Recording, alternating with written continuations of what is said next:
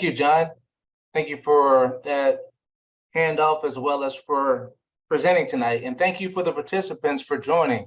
My name is Lamont Turner, the president of THJ, where our mission is to uncover the truth about racial violence in Tennessee to achieve justice, conciliation, and healing. And with the topic of tonight, many people don't think of how economics can impact someone's life in a violent way when you tie in the historical context. And so John's going to present on that. John Ashworth, he is the former executive director at LSP, Lynching Sites Project in Memphis, Tennessee. And he is also the former president of Tennesseans for Historical Justice and an original co-founder of THJ. And I'll let him present himself in his own way. But again, participants, thank you all for joining. And without delaying, John is going to be presenting on the economics of enslavement. So John, take it away. Okay, thanks, Lamont, and a sincere thanks to all of you for being here. And obviously, you do something like this and you kind of prepare a script. So I'm going to kind of go on script, off script, and ask you to bear with me as I go through this. This is a new venture for THJ. It's a very new venture, and this is a very different kind of presentation than I have done before. But let me again start by saying good afternoon, everyone. Thanks so much for joining me. This is a launch of our what we intend to be our first quarterly webinar. We intend to do one of these about once every 3 months by Tennesseans for Historical Justice. As many of you may be aware, THJ was an outgrowth of an initiative started by retired Tennessee legislator Representative Johnny Turner of Memphis, Tennessee. Representative Turner led a 15-year campaign that was started by her late husband to get the Tennessee legislation to pass legislation to investigate old cold civil rights cases in Tennessee.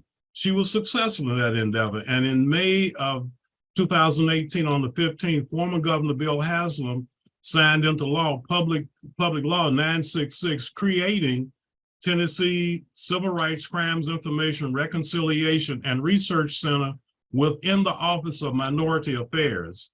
We were asking for funding for that organization. We didn't get it. So THJ then is a private nonprofit corporation created to raise funds and work independently, documenting the history of racial terrorism and seeking historical justice in Tennessee. So I say that, and I invite those of you listening, whatever small contribution, you can go to our website, TennesseansForHistoricalJustice.org, and certainly we welcome any contribution, any support that you might give. And let me say, as I said, we're an outgrowth of that legislation because those of us that were founding members worked very diligently to help her get that legislation passed. And so without any legal background, I was privileged to be honored to be a founding board member, and I currently serve as a board secretary of THJ. And let me just share where I am coming from, for want of a better expression, with this presentation tonight. The deeper I collected and individually researched the history and legacy of racial terrorism, the more intense I became to find an answer to a burning question. And that burning question was, why does racism seem so intractable in a country supposedly based on Christian values? And let me say this, I take full responsibility for the content of this presentation, and the conclusions that I'm about to share are my own.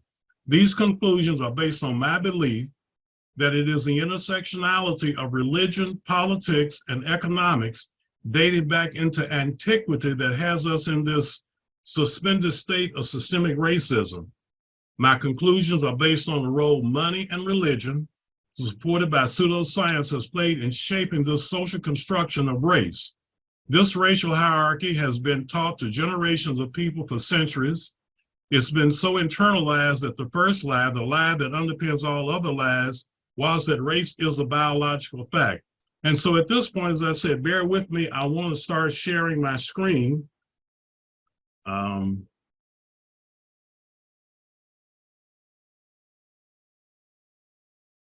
Screen share. Okay.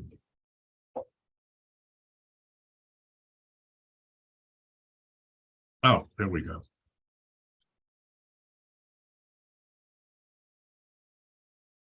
Okay, can you all see that? Okay. Yes. Okay, good. Thank you. I may at times during this presentation sound like I am rambling, but in truth, I am really trying to put together the pieces of a jigsaw. It's like trying to put together the pieces of a jigsaw puzzle. A puzzle that I hope when completed, I hope will give us a much better picture of systemic racism and why racism appears to be so intractable. A picture that will answer the often asked question, especially by African Americans, why do they hate us so much? We hear that, well, we used to hear it almost on every time there was an incident. Now it's just almost an everyday occurrence. And everyone admitting that racism is still a fact, and both Black and whites asking, why is everything about race? And so I think hopefully putting this puzzle together, and if you'll bear with me as I ramble here, I'll try and get some of these pieces in this puzzle to try and get an answer to those questions. And just like the pieces in a jigsaw puzzle, they don't orderly follow each other, but once connected, the picture becomes clear. So I think as I go through this, the reason that it sounds like I'm rambling is because, again, I'm trying to deal with all the pieces that I see. As I said, trying to connect the pieces. I think the same thing is true with our collective understanding of racism, how our social construction of not lining up, it doesn't line up in a neatly ordered fashion, but I think the markers that I'm sharing will contribute to the understanding of that. And let me go to my next slide.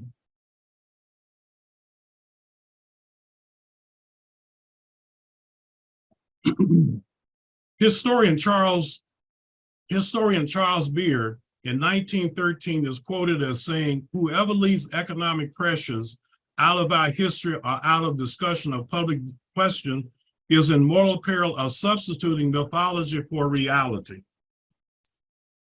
And I think there's a great deal of truth in that he's obviously saying that we have to talk about the money side of this. Many of you listening will probably know this person. Derek Bell, a legal scholar, teacher, was the first Black law professor at Harvard University and considered to be the father of the founder of the academic model called critical race theory. Is American racism economics by another name? This is a published article that Professor Derek Bell wrote, and he asserts Americans of color have more laws on the books protecting them from discrimination than at any other time in our country's history. Consider what percentage of those groups once excluded by color signs are now barred by dollar signs from restaurants, hotels, and other places of public accommodation. How can people who at the nation's beginning had nothing and who in fact were treated as property gain citizenship and rights over 200 years, after over 200 years of struggle and perseverance, and yet still in a comparative sense have nothing? I think those two quotes embody much of our ongoing discussion about issues related to the lingering legacy of race relations in this country. It is about money, as is depicted on these slides that I'm about to show.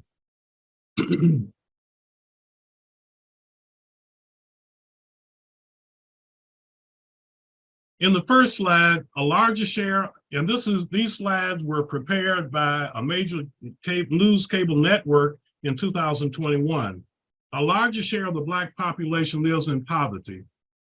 Whites 7.3%, Black 18.8%. The unemployment rate for Black Americans exceeds that of white Americans. White Americans are at 5.3%, of course this is 2021 we're talking about. African Americans were at 9.7%. White families have higher incomes than Black families. White families on average income are average about $76,000. Blacks average about $45,000. And finally, white families have substantially more wealth than Black families.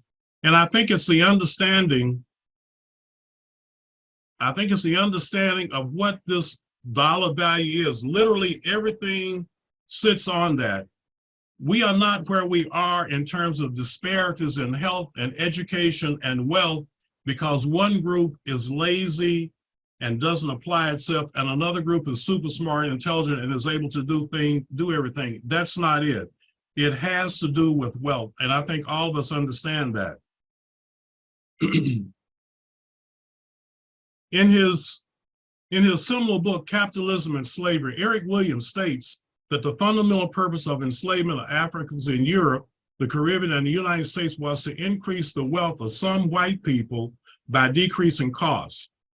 And there have been numerous books that have been written about the economics of enslavement by both nonprofit, major foundations, the academic community.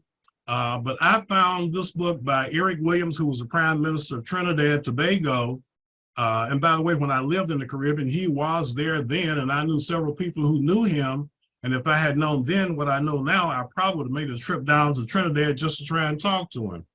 But he goes on to say, but I'm going on to say, people of African descent have suffered slavery, persecution, and discrimination in the Christian nations for centuries. The association of white with purity, virtue, and Christ, and black with impurity, evil, and the devil pervades the Christian liturgy and popular belief. Eric Williams also went on to say that the reason was economic, not racial. It had to do not with color of the labor, but the cheapness of the labor. Slavery in no way implied in any scientific sense the inferiority of the Negro. So in essence, my presentation is the lingering racism that is about the social construction of a racial hierarchy that sits on top of, not on top of the institution of enslavement beginning in 1619, but rather the unbridled, unrestrained quest for wealth dating back to antiquity. And in my opinion, it was the intersectionality of religion, politics, and money, coupled with pseudoscience of dividing humans into biologically distinct groups. And these very powerful ideas are ingrained in us through religious indoctrination over 500 years and the scientific teachings over the past 250 years. And that is a period that almost parallels enslavement in this country. That we're unable to remove racism from a society supposedly founded on Christian principles as we understand them today. So what is this intersectionality of religion, politics, and money? There are many points in biblical and religious history that I believe have been used to underpin the racist foundations of this current period. And for this presentation, I will only mention 3 of them.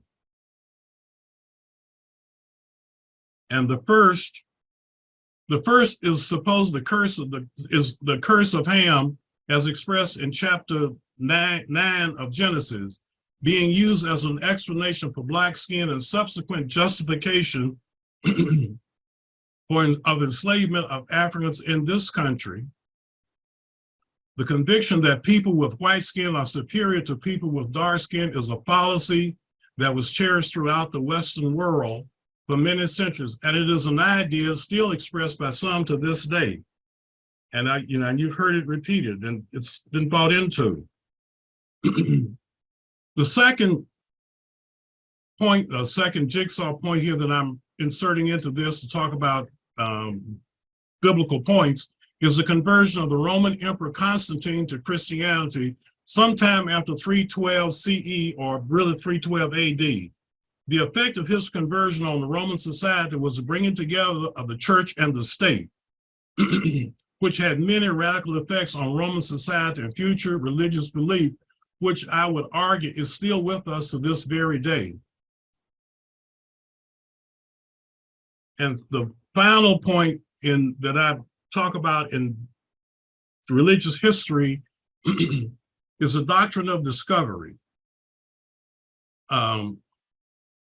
The doctrine of discovery is a series of papal bulls, otherwise known as the doctrine of discovery, that were issued by the Roman Catholic Church between 1452 and 1493. And let me start with the one in 1452. And I want to take a moment and I want to read you on the screen. I have, this is a screen capture that I did of one presentation, but I want to read you from what is actually said in that document, an English interpretation of it.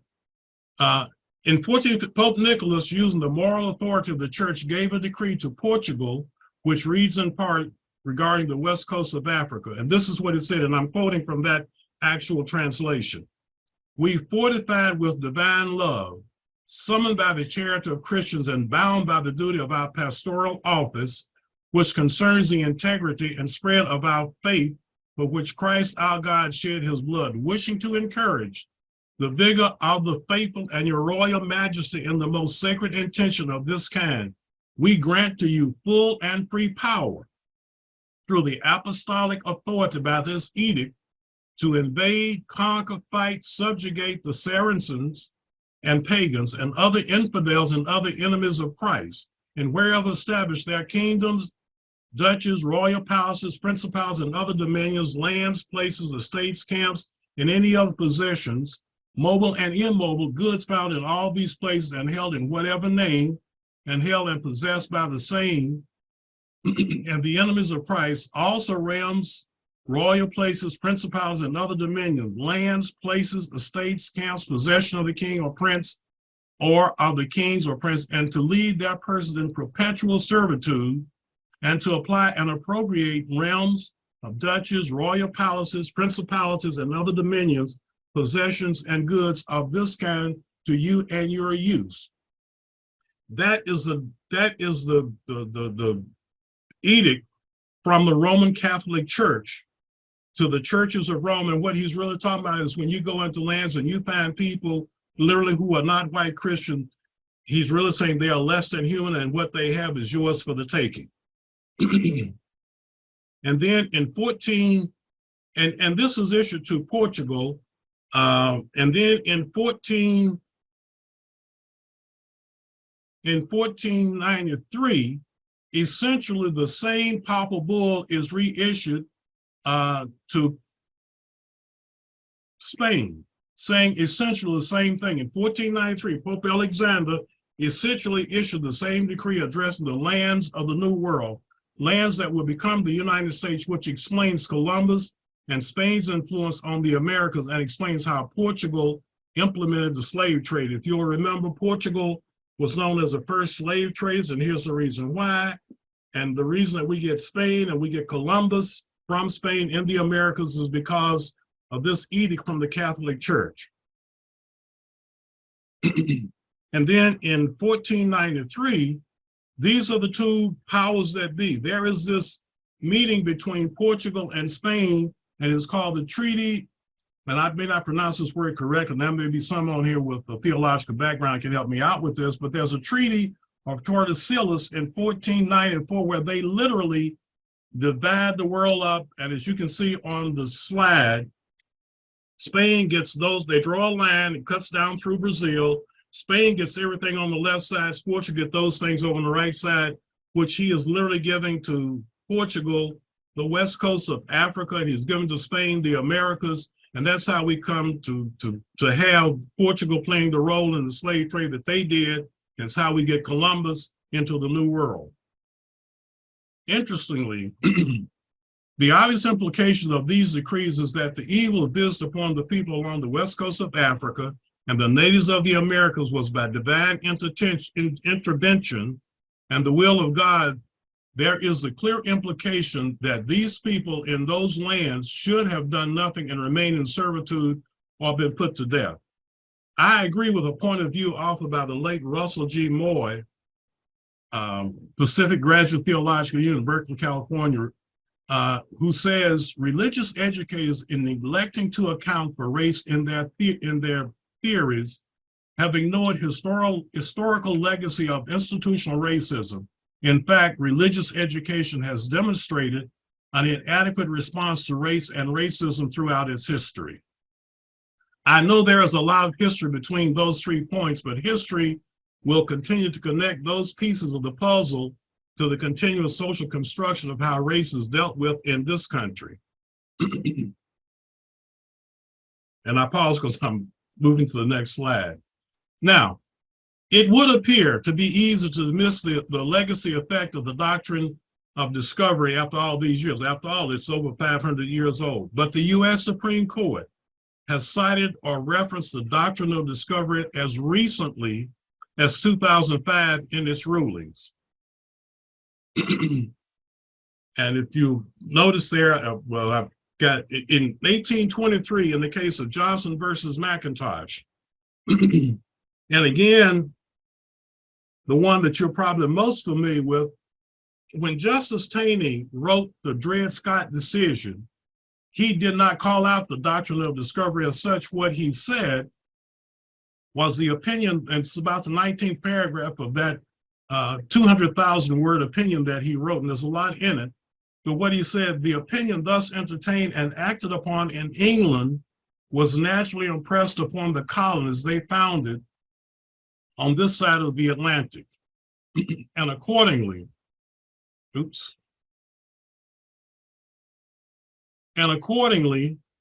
a Negro of the African race was regarded by them as an article of property. And he goes on to say in the last sentence in this particular section I pulled out, but no one seems to have doubted the correctness of the prevailing opinion at that time.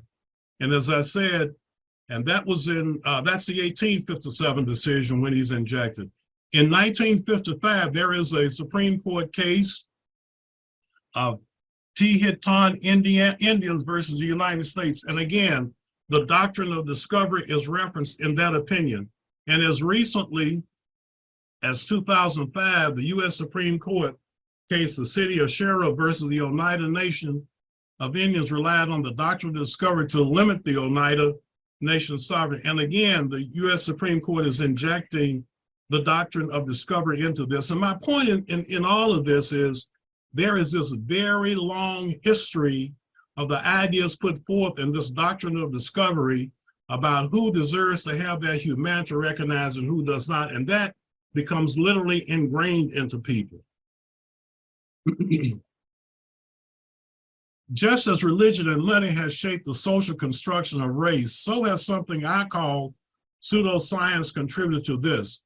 Perhaps worst among these was a man by the name of Carl Linnaeus, who was a Swedish botanist who attempted to describe and classify mankind. And he did it into 4 groupings, who described Africanists, as you see on the screen there. And he says about them, they're Black. He says the females are without shame. He classifies the entire group as being lazy, sly, lazy, negligent, governed by caprice.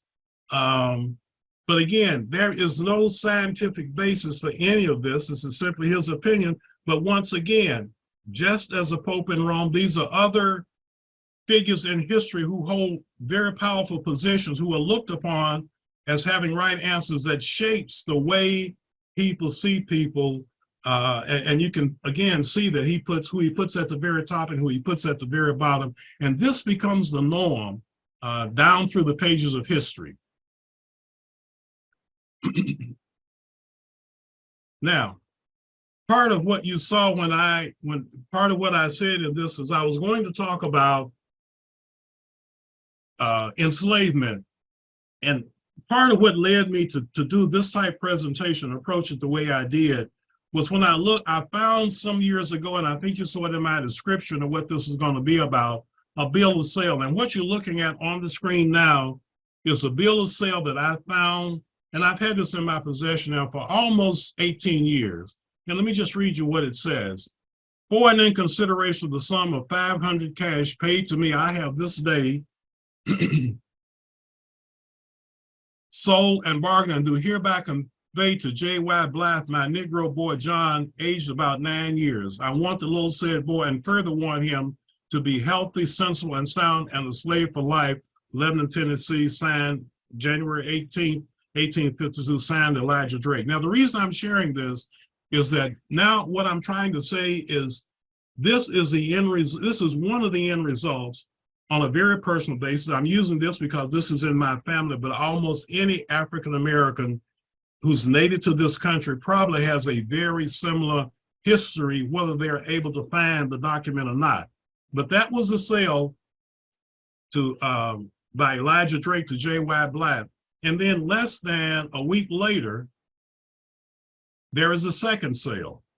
And this sale says, for in consideration of the sum of $501 to me paid, I have this day sold and bargained and do hereby convey to J.R. Ashworth Jr., my Negro boy John, aged about 9 years. I warrant the little said boy and further warn him to be healthy, sensible, and a slave for life.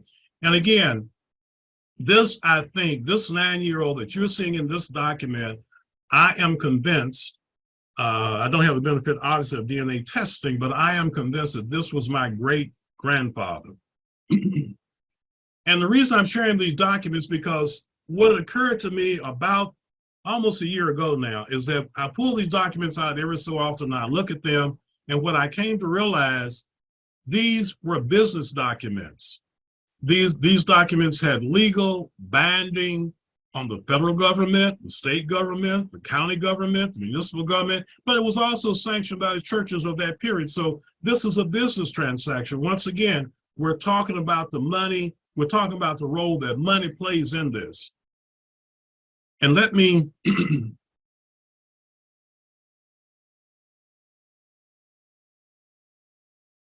what that prompted me to do was to say that I needed to find out something about, from a financial standpoint, about the men who were involved in the transaction of selling, using my great-grandfather as a commodity. And these men were Elijah Drake, J.Y. Blythe, Jasper Ashworth Jr., and of course, the enslaved Negro boy John, about 9 years old. And so I set about finding out what I could about these men. And I'll make this very brief, and this is what I came up with.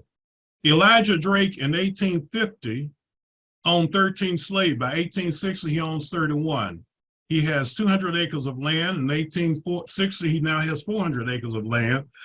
And here on the screen, you can see the value of his holdings, $3,100, $11,000. His total net worth then is approximately $25,000. Not because you add those two numbers together, because I'm taking this from the U.S. Census records of 1860 and 1850. And there are other transactions in there that states that this is what his value is. J.Y. Blythe has 23 slaves in 1850, 23 enslaved people. And in 1860, it's down to 13. And I think my research indicates that he may have sold people to acquire more land because he goes from 300 acres of land to 600 acres of land. The records indicate that he has a net worth of approximately $79,000. And then Jasper Ashworth, which is where I get my name, has 19 enslaved people in 1850 and 36 in 1860. And his net worth then is $86,700. Obviously, when you look down here, 9-year-old John is a slave. Obviously, he has nothing, and he has really he himself has no net worth, but that does not mean that he's not valuable, because he is. And then something interesting happens that we're all familiar with. The net worth of these men in 1870 after the Civil War, because clearly a lot of the wealth that was owned by enslaved people was tied up in the value of the enslaved people. In addition to losing land, losing your investment, are you losing your wealth or your value in enslaved people because they've all been emancipated now. And so now their net loss, they're now worth $17,500. Their net loss, and you can see it there in red, $7,500 for Drake, $75,000 for Blythe, and $68,000 for Ashworth. And so the question then becomes, looking at what the purchasing power in $1870 equivalent is, $7,500 in today's dollars is $169,000. Blythe is at $75,000, it's $1,700,000. Ashworth is at $1,055,000. And my point in sharing that is to look at the money that they lost, because I think part of understanding this legacy about the way people look at money and the way they look at the wealth and the way they look at money by African Americans, I think some of that is tied to this lingering idea about how much money was lost when over a 5-year period I had you, you were worth thousands of dollars to me. And now all of a sudden the government is telling me you are my equal. Now keep in mind, we're talking about a group of people who for over 500 years have been led to believe that these people are less than them. And now overnight, they are now literally your equals as citizens. And I'm simply making a point about the monetary aspect of that. And to further make this point, that was in 1852 that my great-grandfather was sold for $500 as a 9-year-old boy. Here's an ad from New York Times on August 22nd, 1863. And it says, we notice in the Savannah Republican of the 5th a report of a Negro sale in that city at which we are told high prices prevailed and at which 2 girls of 18 years of age were sold for about $2,500 apiece. 2 matured boys for about the same price, a man of 45 for $18.50 and a woman of 23 with her child of 5 for $39.50. $2,500 then may be taken as a standard price of a first-class slave in the Confederacy. Now, I'll leave it to your imagination what a first-class slave is. It's not even one I even want to play around with. But what I do want to get to make the point about money is the value of $2,500 in 2022 dollars. It's the equivalent of $56,000. But again, we're talking about money. And I'll get to why I think that's where I want to dwell on that money aspect of this thing. Now, let me share something else. What you're looking at on the screen now is the 1860 census, and this is the schedule. There were 6 different schedules in the 1860 census. One of them was a slave schedule, and the one you're looking at on the screen now is the one for Jasper Ashworth. And if you look down the lower right, you'll see his name there. It starts recording there, and it goes to the next page. And there you can see I highlighted, and you can see the number that he had, because I said the number that he had, and I think it was 36 in 1860. And there on line 5, there is a one 17-year-old male, black, who I believe to be the 9-year-old boy that was sold would be my great-grandfather, who owned him in 1860. Now, there's another reason there's something else I want to show you on this slave schedule, because I want to get back to the money aspect again. Here again is that same slave schedule. And if you'll look at the 4th column, you see in the 1st column, you list the number, then you list the age, then you list the sex, and then you list the race. And the reason I want you to notice the race, where you see B for black, of course, and you see M is for mulatto. And that issue about mulatto plays into the way it plays into the money issue again. The emergence of the mulatto, and this came out of US government records. From the inception of the continental slave trade through the era of legal segregation, mulattoes have been a constant reminder of the historical raping and coercion of Black women. In some instances, the unions between white men and Black women, as well as those between white women and Black men, were thought to be consensual. However, the majority of unions were a result of violent sexual coercion by whites in an effort to enforce the racial oppression of Blacks. The raping and sexual coercion of Black women by white men prompted governments to enact miscegenation laws throughout the Southern United States. I had always thought that those laws were miscegenation laws were aimed at relations between Black men and white women, but let me read this. These laws were not constructed to protect Black women from rape or to discourage white men from having sexual relations with Black women. Rather, the laws ensured that the children of these forced unions could not claim rights to inheritance or freedom.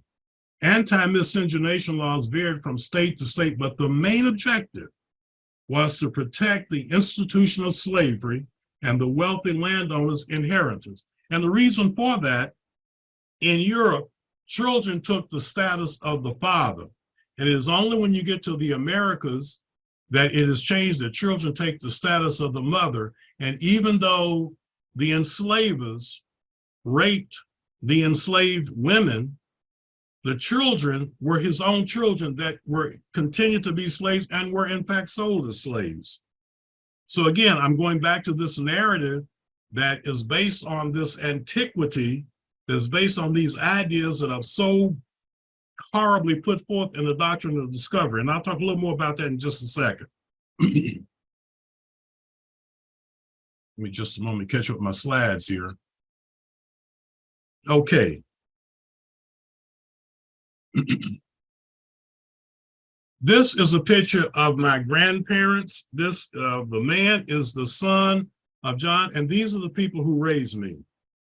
So, I put this in here because I want you to know that even though Ashworth this particular Ashworth was emancipated in 1865, it's not until 1924 that line of Ashworth can begin to accumulate land. And this is the first one in 1924 when 1924 when my grandfather was able to acquire a piece of land and to start to do the American dream. So understand what I'm saying when we talk about institutional wealth and we talk about the disparity of wealth. You can obviously see where the difference is. He had no wealth to pass on that had got competing with people who had wealth from way, way, way back. Now, another piece of the jigsaw, another piece of this jigsaw puzzle that we've got to talk about, the value of slave skills. One researcher has asserted that more than 25% of American slaves were craftsmen and semi-skilled workers. In fact, the book that you see on the screen by Fogel and Eggerman, Time on the Cross, and you can see some of the different skills that it took. Running a huge plantation was really no different than running a very large corporation today. There were different skill sets that were needed to keep that going. And again, this writer asserts that 25% of them were in that category. Now, let me move on to something else. All of you are familiar with the triangular slave trade. Between the Revolutionary War and the Civil War, the nature of slavery changed dramatically. In 1793, that was the invention of the cotton gin. In 1808, Congress bans the importation of Africans. In the 1810s, there's a boom in cotton prices. And in 1810, the boom stimulates new settlement in the lower South. And what happens is that while the poets and the states, the upper South states, began to feel the pressure from the cotton growing states, and it had to do with the invention of the cotton gin, because now there's a much greater demand. And what takes place then is that there is this literally, while Congress outlawed the importation of enslaved people from Africa, they did not outlaw slave trading from the upper South to the lower South. And what you're looking at on the screen is that what literally develops out of that is a domestic slave trade that went on between 1806 to about 1865. And that, of course, is obviously one of those things that Nathan Bedford Forrest was involved in. In fact, if you look at some of his ad, it says just received a new shipment even after 1808, and this is where a lot of that is coming from. And here on this slide, that's what the enslavement in the country looked like in 1790. And of course, as you begin to get this internal domestic slave trade by 1860, this is what the enslaved portion of the country looks like. Now, the interesting thing that concurrently along with the pressure that's being put on in the upper South states, because they now have to figure out how to compete, a very interesting industry emerges. Insurance on enslaved people. Property, slavery, life insurance, and industrialization in the upper South. And I want to read you Sharon Ann Murphy, who at the time of this writing was an assistant professor of history at Providence College and a recent fellow at the Library Company of Philadelphia, wrote an article titled Property, Slavery, Life Insurance, and Industrialization in the Upper South. Ooh, excuse me. I want to read you a letter at the beginning that she has in this publication. And the letter says, I wish to get an insurance effected on a Negro man for 7 years, renewable if I choose at the expiration of that time. He is 23 or 4 years of age, sound in every respect, and very likely a good carpenter, sober and steady. I refused to him last week $1,200 because if he lives, he is good property, or rather would pay me 12 or 15% at that valuation, which would well justify me in paying an insurance. I propose to insure him at $1,500. Will you insure him at that valuation? Can it be done without my going to Norfolk? Is it necessary for you to see the Negro? If Negro should decline in value, would it make a difference hereafter in the sum at which he is insured? Signed, John Day, farmer and postmaster at Chuckatuck, Virginia in 1835. And here again, I'm talking about money, which is why I say money we have to talk about that plays a role and shapes how we get the social construction about race, to the extent that we no longer think about this all sitting on top of money. Here then, by the Nautilus Life Insurance Company, and this is in 1847, I think it is, and they say the undersigned is authorized to take insurance for any sums from $100 to $5,000 for 1 to 7 years. He is also authorized to effect insurance upon slaves to the amount of 3/4 of their value, whether to be employed in the coal pits, or other mining operations. And again, you see it here again, the Nautilus Insurance Company, and now you get the testimonies down here where they testify. I have insured 23 slaves during the last 2 years in the Nautilus Life Insurance Company, and they go on to talk about how they paid out. And let me just add more. And here you can see, and I don't spend too much time on this, but here you can see insurance policies on enslaved people cost more than it did on white people, and because they had no actuarial tables to go by. But the point I'm getting to, again, it's the money aspect of this that has to do with the social construction about race. And the interesting thing on this slide that I want to share with you, Nautilus Insurance Company was renamed to New York Life Insurance Company in 1849.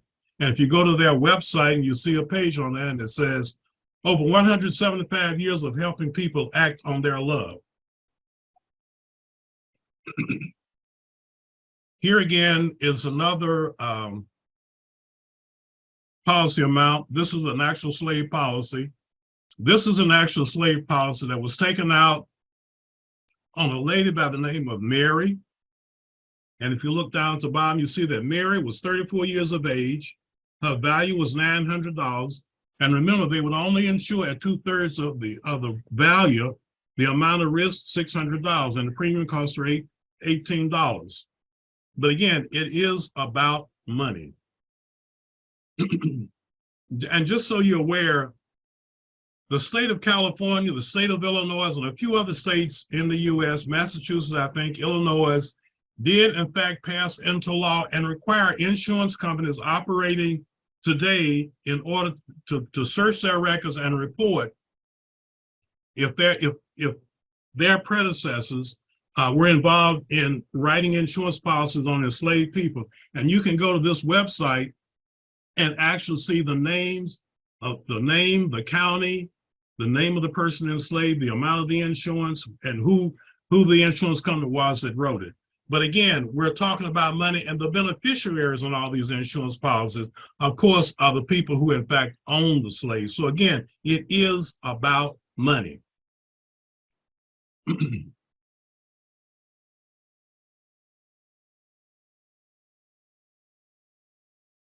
Okay. Now, another piece, yeah, it's not, and I'm saying on here, it's not like the ruling class did not understand what they had done or the effect on African American. But again, there was a financial angle. And this was a surprising find for me. This is a 200-page document It is called the Freedmen's Pension Bill. It is an appeal in behalf of men released from slavery, a plea for American freedmen, a rational proposition to grant pensions to persons of color emancipated from slavery. And this is written by W.R. Bond, is the author. And let me tell you who W.R. Bond was. W.R. Bond was a former Confederate officer from Selma, Alabama, who eventually wound up in Iowa and became the mayor of, I forget which, Omaha. And he actually submitted this document and gave it to a friend of his, a congressman by the name of William James Connell, to introduce the measure into the House of Representatives in 1890. It did not pass, of course. But my point is, it would seem, again, there was a financial angle to this, and let me tell you what that financial angle was. The financial angle was that he recognized, I mean, and it is a very well-written document. In fact, let me share the verbiage on an excerpt out of that document, if I can put my hands on it right quick.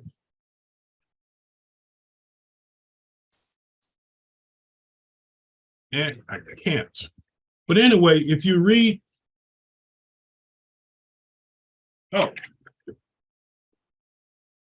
this is one sentence out of this document that he submitted, and let me just read it to you. And the entire document reads almost like this. During the years of Negro servitude, colored men and women and children have been rated as chattels and taxed as such for the exclusive benefit of the white race. Courts, schools, and benevolent institutions have been established and maintained upon the blood and sweat of the Negro race. The cattle upon southern plantations return less money into the public treasury for the maintenance of educational institutions than Negro chattels held in slavery through a system of traditional wrong. I mean, it is a very well-written document, but as I said, there is a financial angle to it, and here's what it is. One, Bond recognized, and he admits this, Bond recognizes that, and this is in 1890, and you now have all of these older, formerly enslaved people who have literally nothing. They have no pension, they have no, because they didn't own land. As you saw in the case of my grandfather, he didn't acquire land until 1924. This is the 1890s. And Bond recognizes that all of these old, elderly people are in need, and they will become literally wards of the state. The state will have to in some way deal with them. And what he recognizes is that the majority of them live in the former Confederate states. But also, he sees this as a way to have the entire country participate in paying, in helping the Confederate states take care of them, do what they can, what little they're going to do for them. And the other thing he recognizes is they do in fact get pensions. And by the way, this document also spells out how much money each month that these formerly enslaved people are going to get. But he realizes if they get the money, they're going to spend it with merchants, with the retail class in the Confederate States. So it's still about money. Now, as I said, he doesn't succeed. It is introduced in Congress. It is discussed, and obviously it gets shot down. But there is a group that organizes, Black, that organizes, then they create an organization to carry this work on. And there's a lady by the name of Callie House and a man by the name of Isaiah Dickerson, and they create the National Ex-Slave Mutual Relief Bounty and Pension Association. And they were founded for the purpose of obtaining pensions for former slaves from the federal government as compensation and reparations for their unpaid labor and suffering. They were founded in 1896, chartered in 1898 in Nashville, Tennessee. And there is a move right now, and I think there's a group at Harvard University is looking at doing the work and the research to get a statue or memorial erected in honor of Callie House. Now, you will remember that I said I.H. Dickerson was also one of the people involved in this. And what you're looking at on the screen, and they sold certificates. In fact, you see one on the screen now, the National Ex-Slave Mutual Relief Bounty and Pension Association. And this is to certify that Henry Lyons of New Canton, Tennessee, New Canaan County of Hawkins County in Tennessee, that he's paid his 25 cents. He has a certificate. He is a member of this that is working with them to try and get reparations or get a pension for former enslaved people. And the reason I happen to have this particular one on the screen is that, once again, Henry Lyons is my great-grandfather on my mother's side of the family. And let me tell you how I came about this. It was quite by accident. I attended a funeral of a relative because my mother is from Kingsport, Tennessee, near Hawkins. I attended a funeral for a family member, and we were talking, and they had this document, and they showed it to me, and I thought, well, that's interesting. And I made a copy of it. I had not at that time made the connection that to what Bond had done. I had not made a connection that there was, in fact, who this Mutual Benefit Relief Association was. But when THJ was invited to become a part of the effort in Nashville to memorialize Callie House, it suddenly dawned on me that that's who this was, that what this was really all about. And let me just, and so, again, we're talking about the money. Let me just add one other thing when we talk about money. There is an article, research done by Vanderbilt Law Review. It's called A White Man's Roads Through a Black Man's Home. We all know that massacres, we all know about Tulsa, Oklahoma, and how wealth was wiped out. And I share this because what this is talking about is we've had urban renewal, and we had the interstate highway system in the 50s. And listed on here, in fact, if you read the subheading on here by Deborah Larcher, racial and economic segregation in urban communities often understood as a natural consequence of poor choices by individuals. In reality, racially and economically segregated cities are the result of many factors. And when this interstate system came out, a lot of people saw that as a way, once again, to wipe out the wealth, to cut off Black communities. And there I give you a listing of some of the cities and some of the communities that are literally, some were wiped out completely. Others, the intersection cut them off from other parts of the city. You stymied growth, you devalued property, is the way all that came down. And so let me conclude, because I'm talking about wealth, I'm talking about money, and let me conclude that this chart basically drives home what it is, and I'm trying to drive home about racial disparities. And let me, again, we look at white families' wealth at an average of 188,000, Black at 24,000. But I'm also looking, and I haven't talked about it, Black people are disproportionately likely to be arrested and to be arrested repeatedly in the same year. And again, you can see what the statistics look like. And this again is get back to two realities of this social construction of race. What the social construction of race has literally done. As I said, you see the wealth disparity, you see the incarceration rate, and I could go to a number of other different fields and show those same kinds of disparity. But the reality is that people of color, this construction race is it says that people of color are inherently lazy, criminal, and any other negative factors assigned to them. Again, that's because of this racial construction that came about because of people trying to create wealth. And the reality that disparities in household wealth is not that white people are smarter, work harder, or any other stereotype values assigned to them. It is this false racial social hierarchy that is wrapped tightly in religious indoctrination and pseudoscience. And that, ladies and gentlemen, is kind of where I'm going with this. I hope I haven't insulted anybody, but I did want to share what my thinking was on that. Now, if I can just find a way, let me get back to unsharing.